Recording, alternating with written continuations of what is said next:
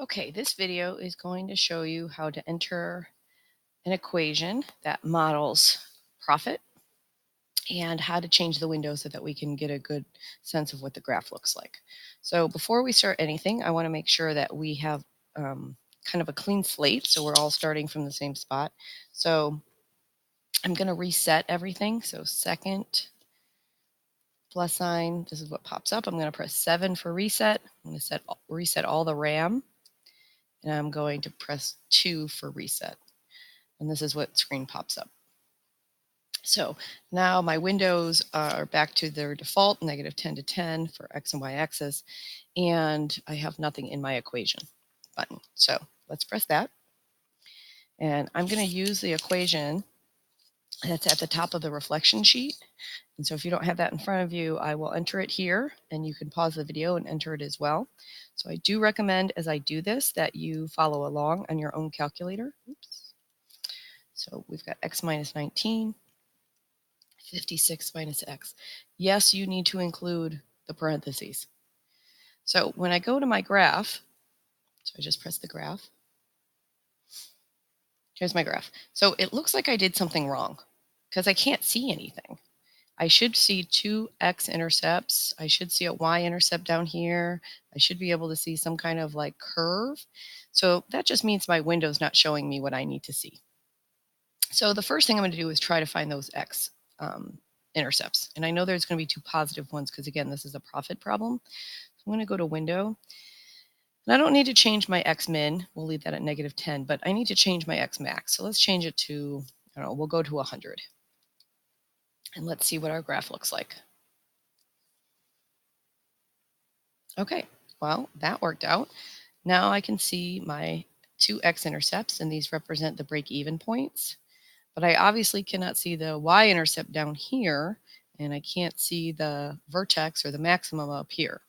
So we've changed the x values. Now we need to change the y values. So I'm going to try to find the y-intercept first. So let's see. I'm going to go to Window, and I'm going to go down to y-min. And I'm going to go down to like 1,000, -1,000. So notice I have a negative there, -1,000.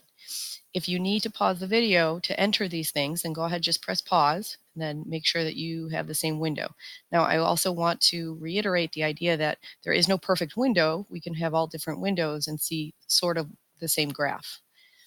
It will be identical information, but the windows might be different. So here's my graph.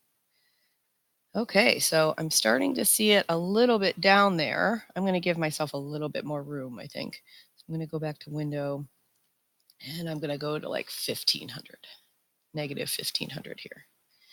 Let's see if that gives me a little, yeah, that's nice. So I can see that y-intercept. Now everything kind of shifted up here, so this is why we need to work with our y-max, because we need to see this like vertex up here, but we can't see it right now. So I'm going to go back to my window. I'm going to go to my y-max, and I'm going to go to 1,000. That's where I started with -1,000 for the y-min. So let's go up to 1,000 for my y-max. So again, if you need to pause the video to type up the same thing I have in the window, go ahead and do that. So here's my graph. Oh, that looks great. So just to recap what I did, at first I didn't see anything in my window. I made sure that my equation was entered correctly. Then I looked for my x values, and I started with 100. 100 is a good place to start for your x values. You can always go higher, you can always go lower. You want to make sure you can see those 2 x-intercepts. They're positive for the profit problems. Then I changed my y-min so that I could see my y-intercept down here. And with the profit problems, that y-intercept is negative because that represents the initial investment. And then after I changed my y-min, I changed my y-max. Now, just one more tip in case you change something and it's telling you an error, or it's just not looking how you want to, you can always start over. If you don't like what it looks like, you can always start over and go back to your just standard window. And to do that, we're going to press Zoom 6. So this time we're going to press Zoom 6. And this just takes you back to your standard window. So you don't have to go through this whole process again to clear everything. If you just want to go back to your standard window, you can press zoom 6. So in case you get yourself into a place where you just nothing looks like how you want it to look, you can just start fresh.